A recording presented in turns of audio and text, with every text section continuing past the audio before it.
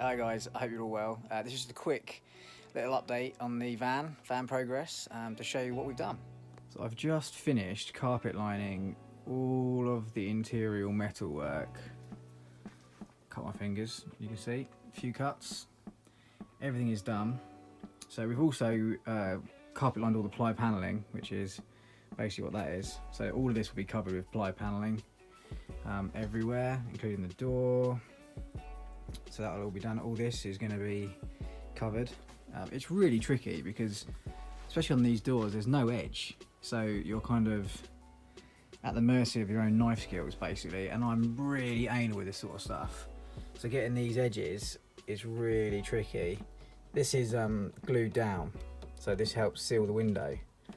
And so I can't, ideally you'd lift that off, do the edge, and then you'd put the C-channel trim over the top, but because it's glued down I can't do that, so I've had to just be really careful with the knife edge to get that nice and clean. It'll only be me and now that see it really, but I want it to be a good edge, good finish. Same along here.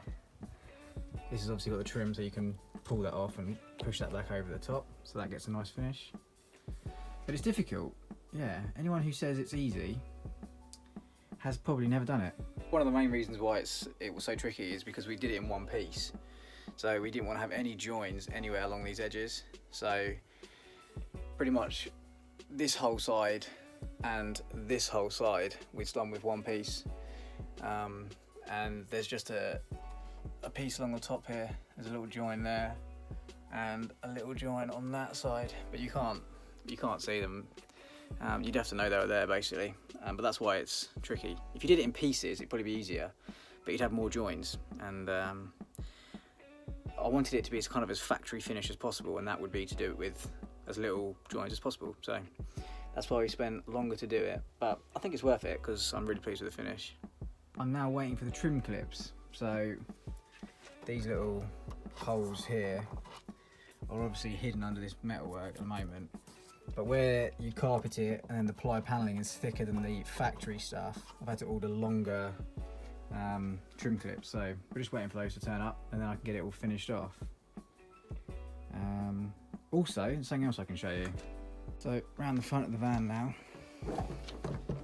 I have wired in our 240 volt hookup, so that's here. I've bolted it to this panel here. You can see the little bolts down there, so that's been bolted to. I've wired it through here and it goes through here. I've put a grommet in. This is all disconnected, so nothing to worry about.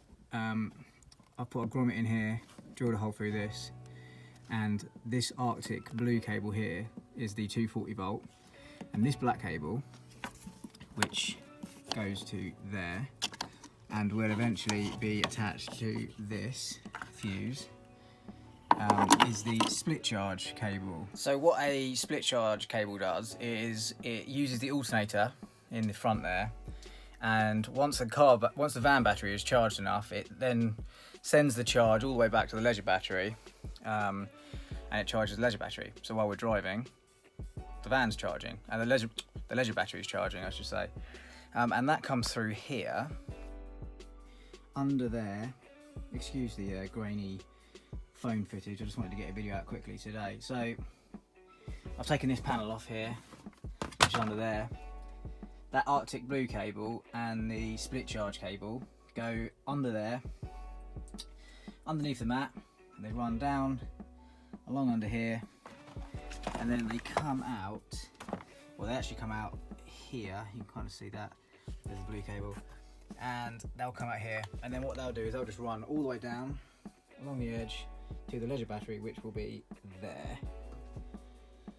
So yeah, it's been a busy few days. Els had a few days off to help, so we've got quite a bit done, and there's still loads more to do. So we've ordered the floor, we've ordered the sink and all that kind of stuff now, so more or less anything that's holding us up, well, once those things are delivered, is just the speed at which I can do it. So yeah, hopefully by the end of this week we'll have the floor down.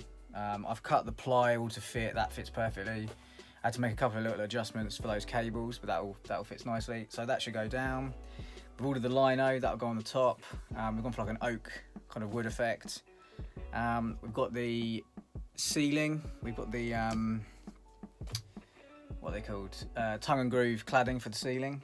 So I've wired in the lights, so we need to put those in, and obviously I've got to drill holes in the cladding for the lights. But yeah, I'm hoping that by the end of this week, it will, once I can put the seats and everything back together, it should be really feeling like we're making some progress. The irony of all this is that most of this stuff that I've done and spent all this time doing, you're never going to see it, but it's all about the foundations. So yeah, I'll update you again in a few days, hopefully, with maybe some floor and some ceiling. Thanks for watching, guys. Bye.